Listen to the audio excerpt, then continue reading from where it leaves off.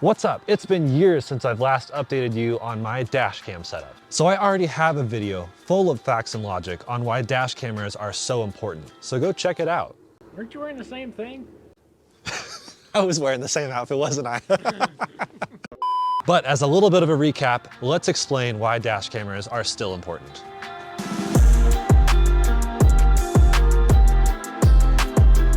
So let's say you're subjected to an unfortunate accident while you're driving. You're distraught.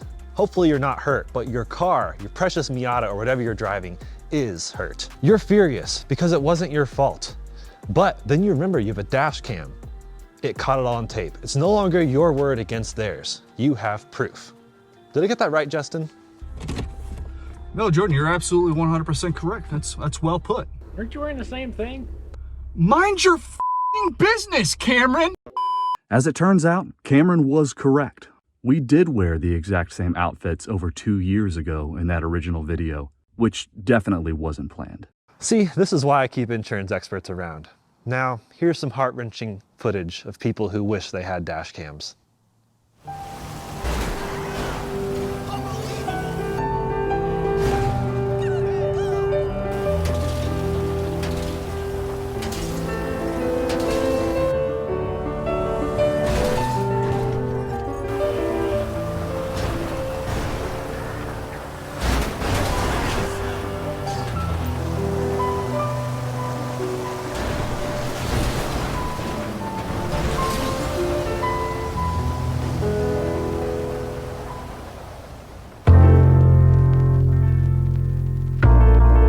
So BlackBoxMyCar reached out and offered to send me a dash camera. This is convenient because I was already thinking about getting something new. Now, the original dash cam from my first dash camera video ended up being quite crappy. It was okay, it was unique, it had a front and rear facing camera, which there's plenty of new ones that have that now, but felt very cheap, ended up kind of crapping out on me, although I think that was maybe the power supply, which may have been installation error, but still, the image quality of the files I reviewed was pretty terrible. And the rear facing camera was like 720p at best. And when you're on a convertible, the rear facing camera is so far in front, you want to be able to crop in, that's just not going to work. So, off with this one. Then 70mi came in. I got this 70mi M500 as a unit to review for another YouTube channel. It's really good. It's nearly 4K resolution. Image quality is quite staggeringly good, decent low light performance, and it has a lot of ADAS features actually, but this thing is exclusively app driven. There is no SD card that you can remove and access your files. You view them all through the app. Basically, they updated and redid their app and it broke the connection to the camera. It literally will not work, which is a bummer because I like this camera, but it's not really working for me. But quick note, 70mi also sent me this cute little R2-D2 looking thing. This is a dash camera too. I will have an entire video on it in the future. I am just so intrigued. So subscribe and you won't miss it. But for now, enter BlackBoxMyCar. They have a host of dash cams at all budgets and in all categories. This is the FineVu GX1000, the flagship from the Korean company FineVu, which of course is spelled differently than FineVu. That's how every modern company works, isn't it? But it features, like my original dash cam, a front and rear. But unlike my original dash cam, this has front and rear separately. Let's unbox it, find out.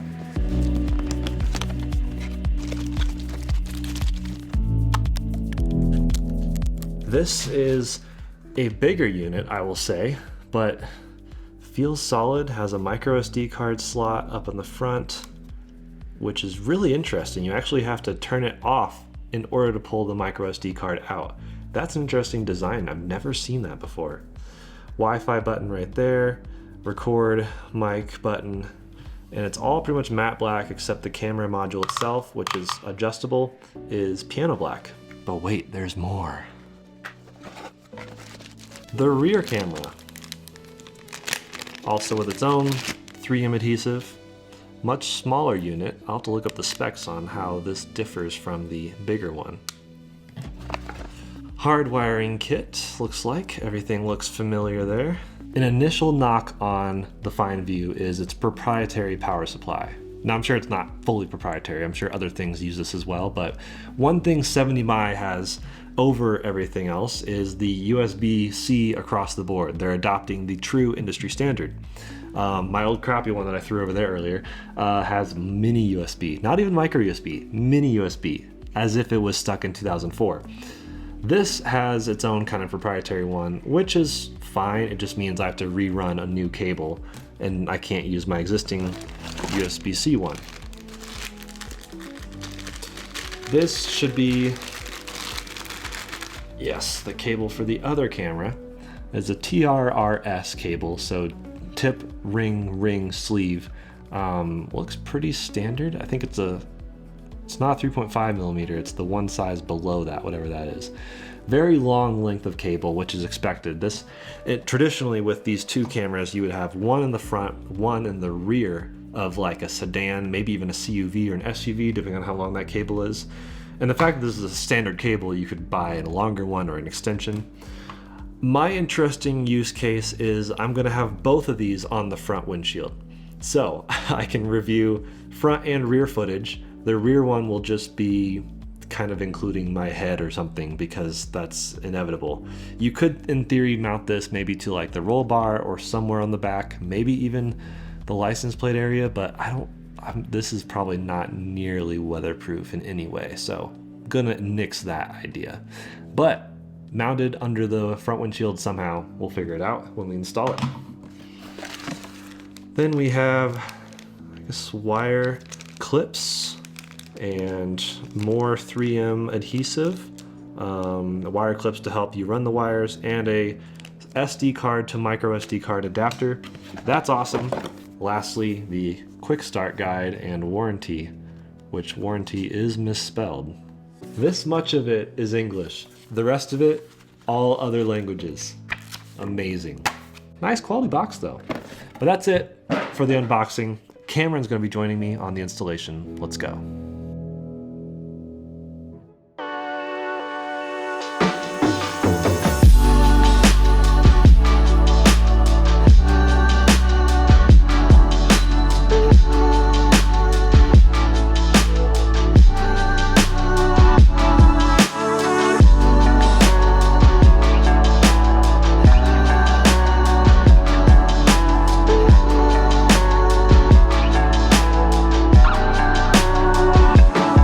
So, installation time. This thing's been time-lapsing because I don't really want to bore you to death because A, I've done this before in my previous dashcam video and also for a video I did for out-of-spec reviews.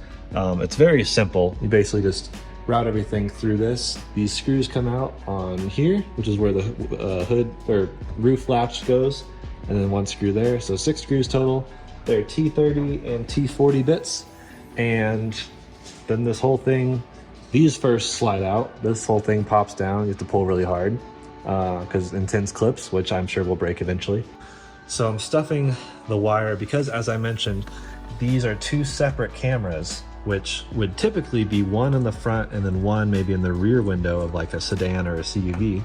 And so they give you a lot of wire, which I don't need all that. So I'm just stuffing almost all of it in here. Fortunately, there is quite a bit of space up above this plastic. And then I'll have both cameras up here. I'll show you where in a minute. One thing to note, they did not include any wiring instructions on how to actually hardwire this to your car.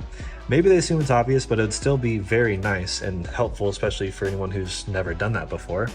Of course, we're using the same old trusty fuse tap and fuse area down there. So, and because, as I mentioned earlier, the biggest strike initially is the fact that they require their own proprietary power supply.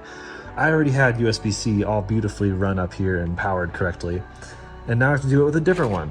But I'm still leaving USB-C cable run just so it's there because who knows? Yeah. Sometime in the future, maybe the future dash cam will be different, but that's the proprietary barrel connector. plug we have to use. Yeah, barrel plug, maybe not entirely proprietary, but old school, you could say. Cameron, that's a beautiful install. In fact, I can't even tell it's there. factory mint fresh. So everything is wired back in there. We basically, it's accessory power, ground. And then I think there's one for always on power. If Yeah. you want to use like parking mode. Yep. So everything's wired up down there. And now before we wire everything up through here, which will again be easy, you can just do it. Oh no! There goes our time-lapse audience. Better? Okay. So before we run everything up through there, which is not hard, but still, before you do that, we should always test. So, time to plug in the main camera to its proprietary barrel that I'm so happy about. Right. And, all right, we have lights, which is a good sign, I think. No sounds, which is kind of nice. I hate my... New memory card has been detected. Formatting will proceed automatically after 30 seconds. Bomb's going off in 30 seconds. We have 30... Wait, why does it take 30 seconds? I don't know. That's Why does it wait 30 seconds? It'll proceed. New memory card has been detected. Formatting will proceed automatically after 20 seconds. Dang, This it counts really down. is like a bomb situation. Turn it off. Wow, I guess it's formatting. Rebooting system. Whoa, wow. Purple now. Hello viewers. You join me now connecting the Wi-Fi camera to the Wi-Fi. So it creates a Wi-Fi network password which you use to access from the app. Does it say password? 1, 2, 3, 4, 5, 6, 7, 8. Just like the last dash cam from the other company from the other country. Must be the industry standard for secure dash cam Same. access. FineVu connected. Wow. Hey, it even gives you a QR code to get the right app. A new update is available.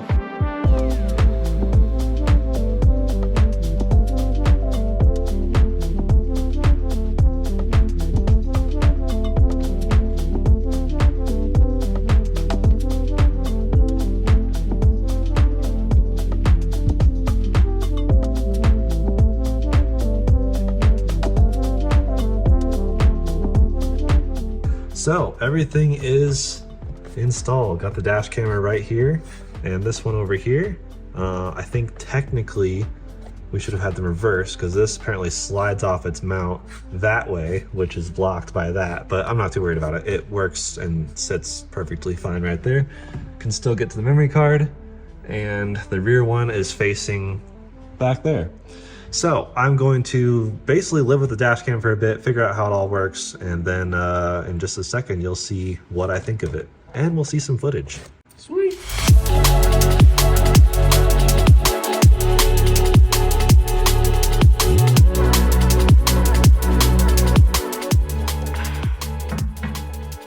So a few call out features of this camera before we really get into the bones of it. Yeah, Quad HD, HDR, and Auto Night Vision. We'll see how that looks in a little bit when we get to the actual footage itself. But you just saw a preview just a second ago. Looks good, honestly. Few call-out features, like I said, AI Damage Detection 2.0. Effectively what this is the camera detects parts of the car, like separates the car into 8 segments, if you will, and then it will notate when an event happens, God forbid, which part of the car was damaged. I'm not sure how useful that is. It sounds to me kind of like a gimmick, but it's kind of an interesting, unique feature, if you will. And then there's Smart Time Lapse, which I'll show you in the app in a second, but effectively it reduces the frame rate to 6 frames per second. So that gives you, instead of 30 frames per second, which extends your storage by about 5x. Not fully 5x, potentially, because if an event happens, switches back to 30 frames per second. It's pretty cool. That's smart. Then you have the absolute parking mode, which is, I guess, an interesting way of saying it records 10 seconds before and after an event, giving you a full 20-second snapshot of what happened. That's important, honestly. And then, of course, within the app, you can tell it to save events and not re-record over them, because that's what dash cams usually do, especially ones with small memory cards like this. Only 32 gigabytes, it's not huge. So this will protect the events that it detects. Then there's Smart Parking 2.0, which is an interesting feature because that was a concern with some dash cams and technology in general in cars, especially I used to live in Texas, gets really hot. With the ambient light or heat sensor within the camera, it actually detects if extreme heat is there, and it will switch to power saving mode, reducing its power draw to 0.2 watts, which is really impressive. And in theory, I think shuts off, or reduces the, I guess, frame rate of the recording. Of course, with parking, I think it said it does lower frame rate anyways, like 2 FPS. So I guess that's a interesting interlocking way. And then there's ADAS, Advanced Driver Assistance Systems.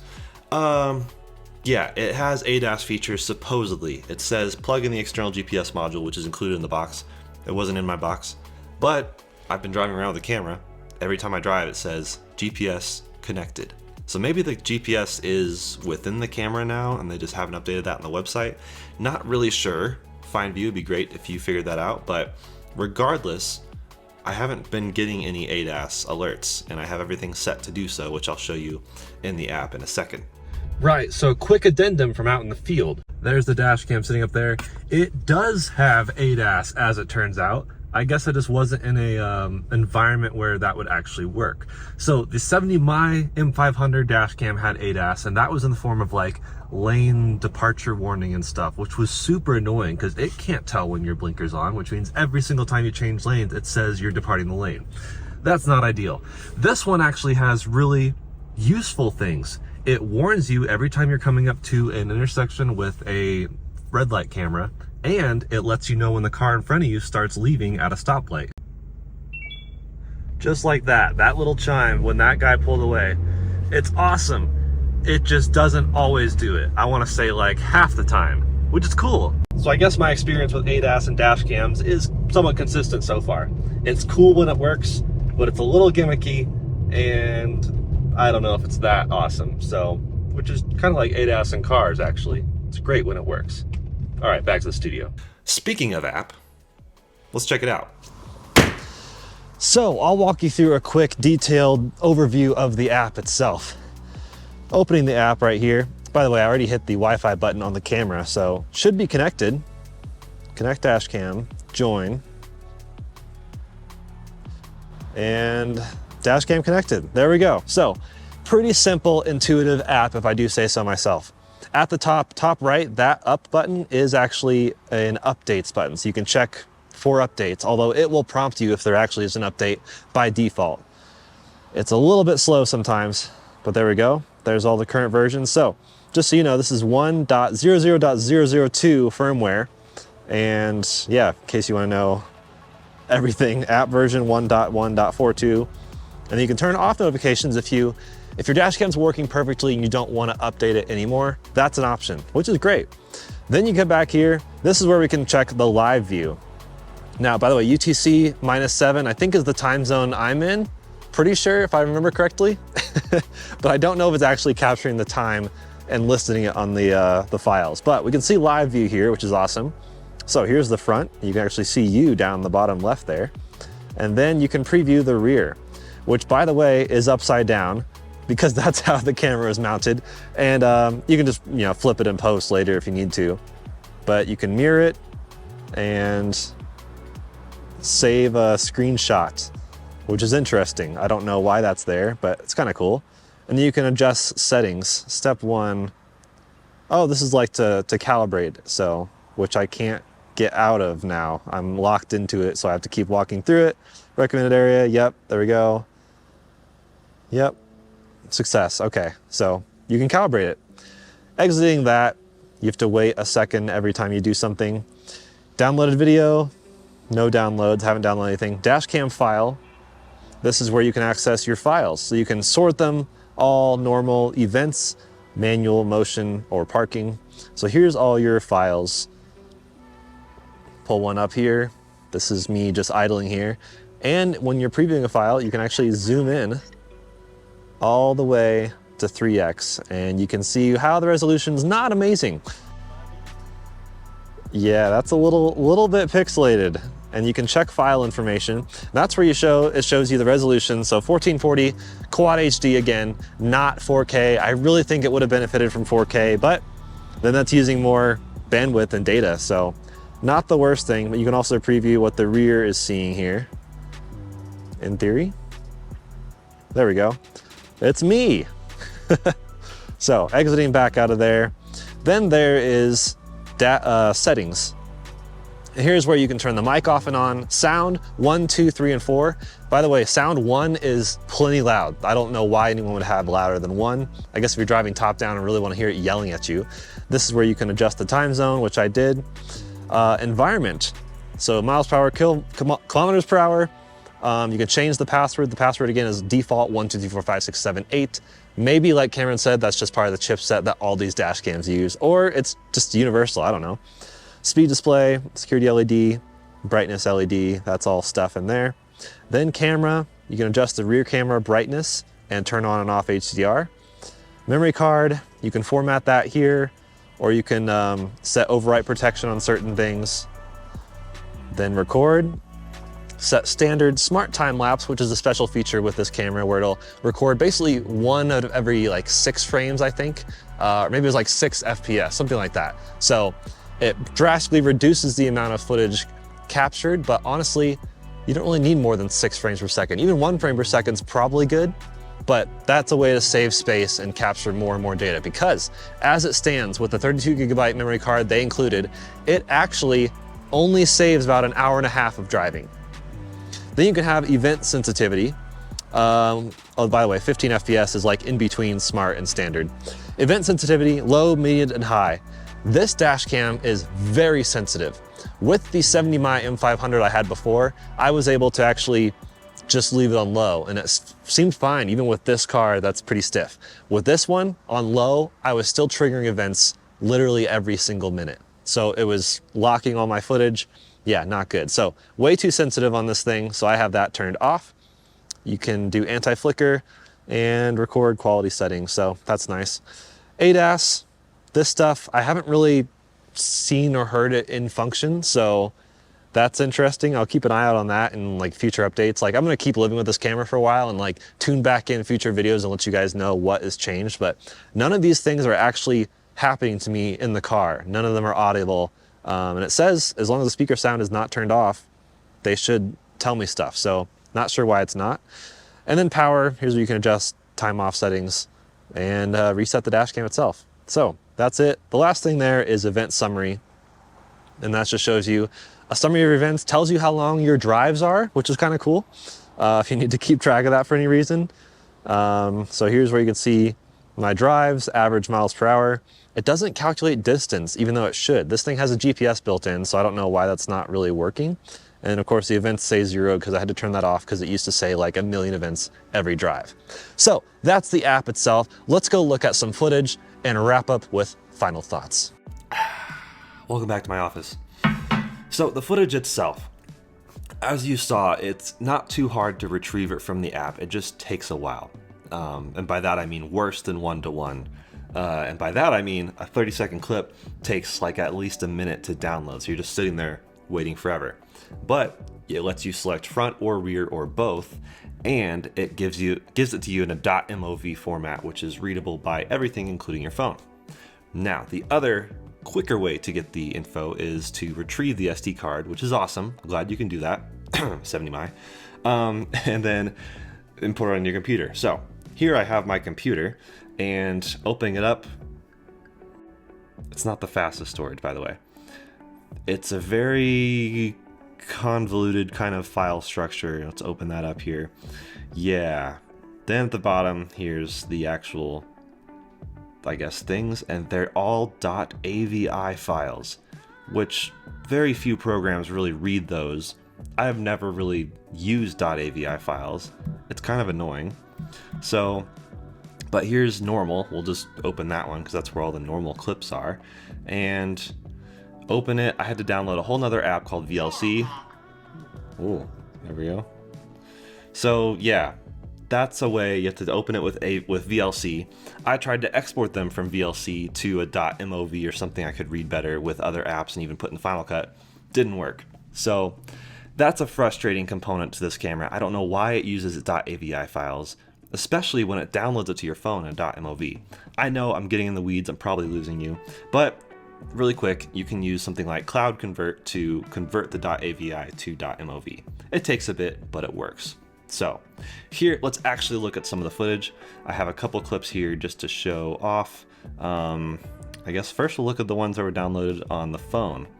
So here is the rear camera in daylight, which, yeah, it works. You can technically tell if there's a car behind you, but there's really no way to see license plates. Like, there's not enough resolution to zoom in.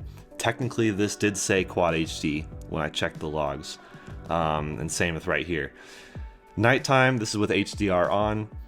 You could maybe see a license plate if it was perfectly lined up right behind you, but otherwise, don't expect to see much. But I will say this is better than nothing.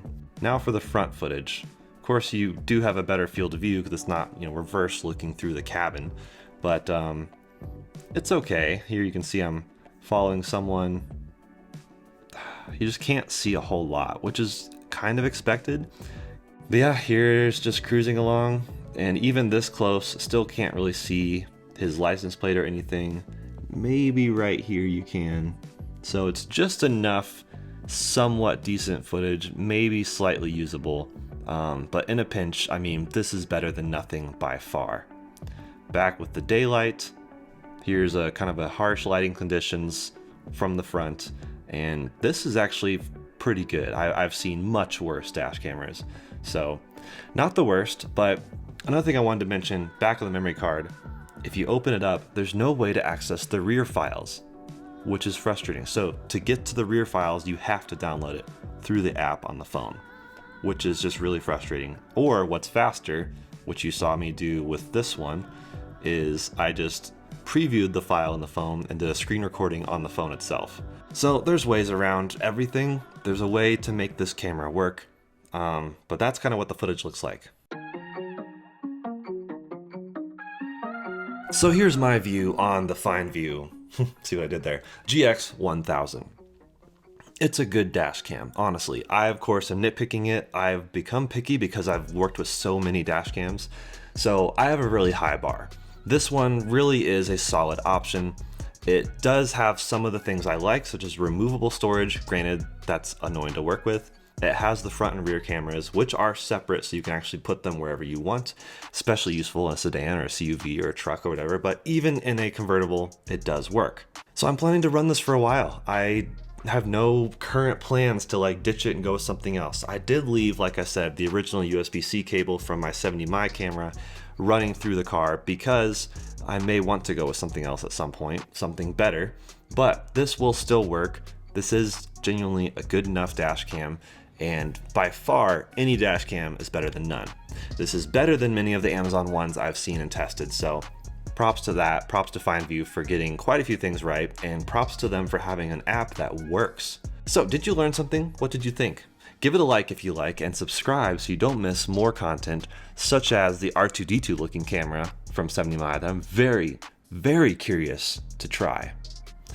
And on that note, all I can think about is R2-D2.